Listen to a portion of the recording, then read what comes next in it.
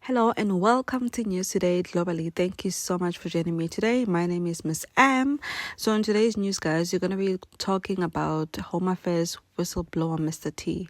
You know, the past few years we've been hearing about people crying on social media about their identity being stolen, about people paying for visas, people paying for PR, so many things. And, these are the people that worked on this is a man that worked on the inside and is exposing, what is happening inside. And this man is now living in hiding because the people that he exposed, want him dead. They want to kill him.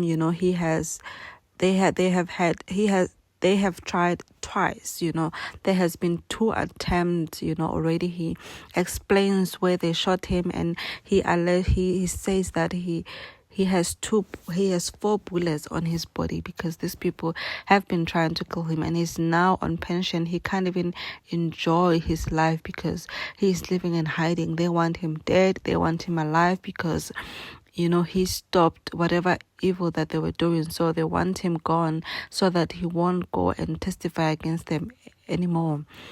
Guys, people will go to the extent of killing someone so they can get away with corruption.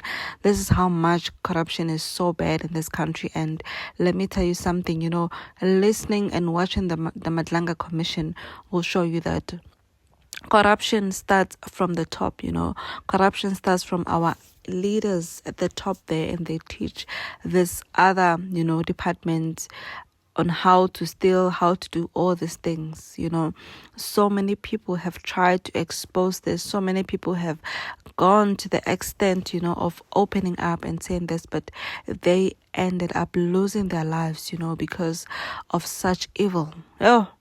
Guys, it's so much crazy. So let's listen to Mr. T as he takes us through his story, in an interview with Mr. Bongani Bingwa. Thank you so much for watching.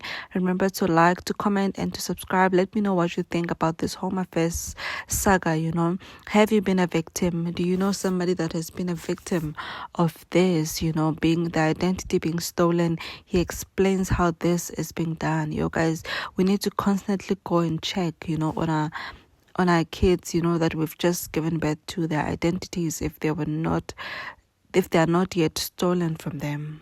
Thank you so much for watching. I will see you guys on the next video.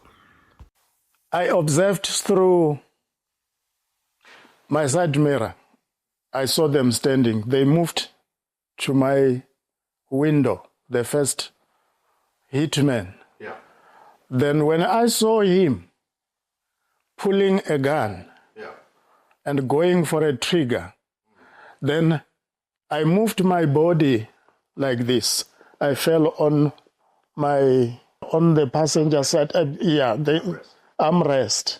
Then as I was lifting my arm like this, which was not something that I planned to do, then he started shooting me on that side. Yeah, just below here. The bullets went through my right and left lung and through my liver and removed. There's a small part on the liver called a spleen. That thing was removed by a bullet. Can I ask you this? Yes. Okay. And the one who was shooting from the rear passenger window shot through the seat, and the bullet hit my backbone and got lodged into the backbone. I think it did not touch the spinal cord, and it's still sitting there. That is the first attempted murder. Bita Deokaran exposed corruption at Tembisa Hospital. Mpoma Fole was an auditor who uncovered more than R1 billion in tender irregularities in the city of Ekurhuleni. They paid with their lives for shining a spotlight on wrongdoing, murdered in cold blood. We don't know what they would say if they were alive today, but someone who has an idea is Mr. T, a long-time crusader against corruption at Home Affairs. See, they tried to kill him too. Mr. T is in hiding. We met him at a secret location. He agreed to speak to us on condition we hide his face. He believes there is a contract on his life. When I arrived there was corruption, and I refused to join. What did you find? What do you mean there was corruption? Well, there was extortion.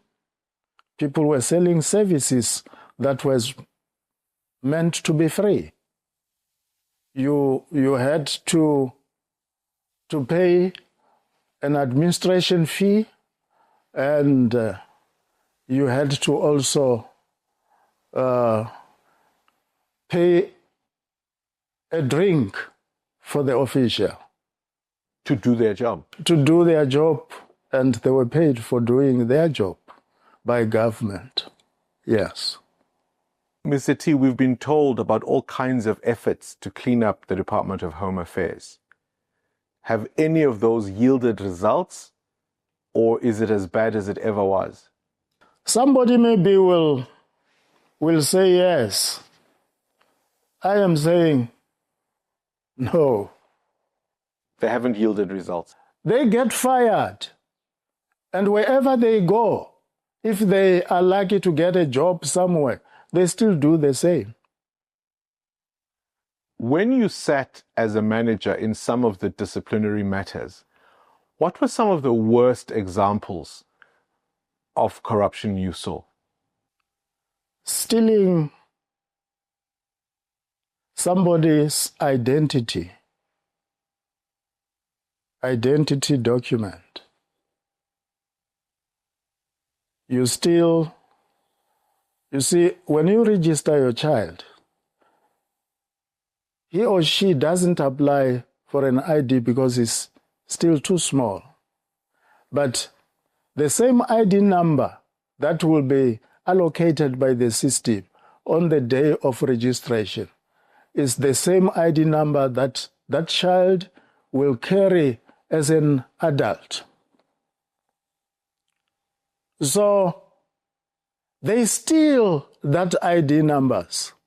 And an adult from Pakistan or Bangladesh comes and apply for an identity document and is given that child's number is stolen. Is given to Bongani Bingwa, a big man and adult. Is processed. Even though it might say, it might start with... Yeah, it's a child. It's processed. Then 2 days down the line, you come and do what they call rectification of particulars, including date of birth. So it becomes like it was a clerical error. It was a clerical error. It was a clerical, it's rectified. Then you keep that. Is this at an individual level? How organized is it? It is an organized crime. You work with other people, because if you don't do that, you will be picked up maybe the same day you attempt it. So you need to work with other people. The first time I picked that there was something happening, I was managing a satellite office on the showground, Pretoria showground there.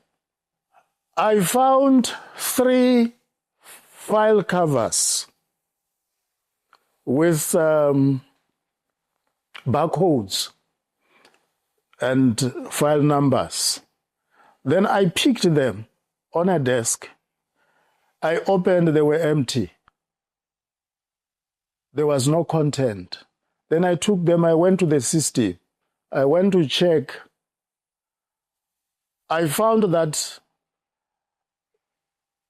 there were 2 statuses for each file. That is, there was a rejection and an approval. And the first one was a rejection as unfounded. Then it was later approved. Then I checked who had performed those fraudulent activities. Then I identified the guy. On that day, he was not at work. Then the following day, I called him to my office. Tell me what actually transpired. I see here you worked on this, but somebody had worked on them way 2007 and rejected those cases. Then he could not explain. He immediately said, well, I have a problem with cash. I need petty cash. He admitted. Yeah, admitted. I can't put petrol. I can't do this. I can't survive on my salary. So I have this pressure to make sure that I do what you have just picked. He got fired, didn't he? No, he was given, because he pleaded guilty, he was given 3 months suspension without a salary. And back on the job. And back on the job to do the same thing. Was that disheartening for you? It was quite disheartening. I discovered it was a mess. So we suspended, we charged, there were hearings, they were fired. During that process, we had already fired about 11. The corrupt officials decided to fight back. These 3 boys ran towards the car. They came running from behind the other house, the neighbor. They came running. Then I noticed that there was something wrong. Then they came straight to the car. They stood there, stopped there, and they just stood there on the rear passenger's door. Stood there, one behind the other. Something said to me, Mr. T, don't jump out. Because I was going to face them. Whenever you jumped out of the car, most of the time you face back. Yes. So they were going to pick their spot, where to hit. Then I locked the doors. I watched them through the side mirror. I don't know what they were waiting for, but they waited for quite a few minutes. Probably they were hoping that I was going to jump out. Then I saw the first one pulling up a T-shirt, and he pulled out I don't know whether it was 9mm, it was a revolver, I did not even know the categories of those weapons. And all of them did the same. Then I realized it was bad. They had come to take me out. I watched he moved to my door, the first one, to the driver's door. And I saw him moving his finger to pull the trigger. Then I fell on the arm's rest. Yeah, I was driving a BMW 5 Series. I fell on the. Then after a moment or two, then I heard that sound. When I was doing like this, I opened up here. And all the bullets that this first one shot went through here, through both my lungs and through my liver. They probably shot about 4 or so bullets. The other one who was standing on the other window, the rear passenger's window, shot through my seat from the back and shot through the spinal bone. The bullet is still there. Mr. T had survived, but with bullets still lodged in his body, he decided to continue the fight. I survived, came back. I continued fighting corruption. I reported them to counter-corruption. We charged them. I testified against. You knew who had done it. You knew who was behind it. Those were my subordinates. I was managing them. I was supervising them. How many officials are we talking about? Today we are talking about more than 40. And I think those who were dismissed, both internally and externally, I don't know if there are others now, but when I left there were about 35. Tell me about the second attempt. The second attempt happened last year, 27 January. I had already retired. I'm a retired person now. Where did they shoot you this time? Yeah, it hit me here. On the shoulder. Yeah, and it went here, hit the collarbone and broke it. And apparently it changed the direction, went down. Still inside my chest. So as you sit here, you are full of bullets. Yeah, I have 4. You had already retired. Why were they coming after you now? Apparently, I got to know that during that period, after the shooting, because I went to the hospital immediately, there were people who were looking for me. My children told me from Home Affairs, I had to finish those cases. And there was going to be a hearing. That was on Saturday. On Monday, there was going to be a hearing for somebody. In that hearing, I was going to be a witness. What's happened to that case now? Oh, it proceeded. It proceeded. I don't know the outcome yet. Nobody has told me what happened.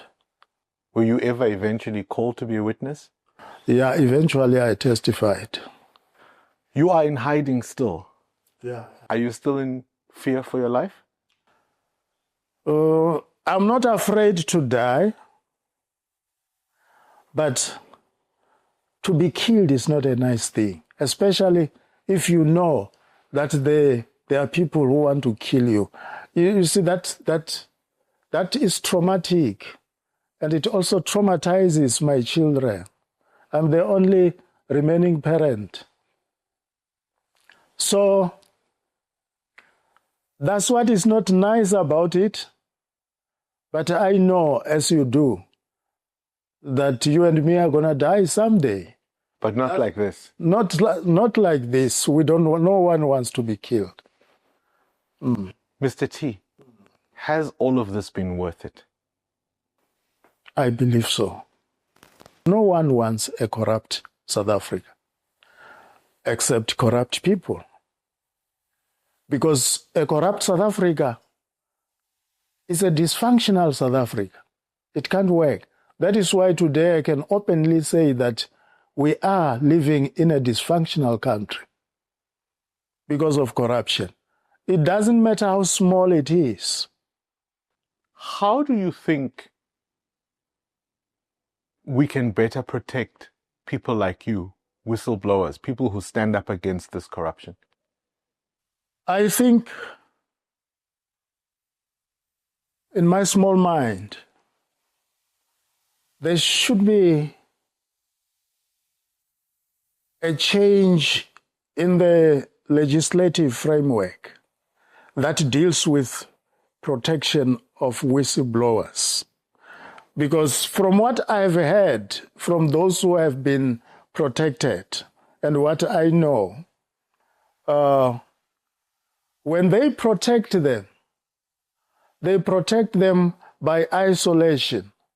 They still live somewhere away from the public. They change their normal day-to-day life that they would do. The moment they finish testifying, then they released them. they go. The day they finish testifying, they let them go. They retrieve their protection from them. And they are still exposed. So once you testify, you're on your own. You are on your own. That's what I know. You are on your own. What happens now? Are you going to spend the rest of your life in hiding like this? Well, one day I'm going to walk into the street. Whether they finish me, I don't think I am worried about that. But at least it is now known that I have done a bit I could in the space that was given to me. I refused to let corruption reign. I think I did my best. This is my contribution. It's my participation. Whether we are going to win anytime soon, well, but somebody will stand on my grave, my children, and say, Daddy tried what he could. He tried.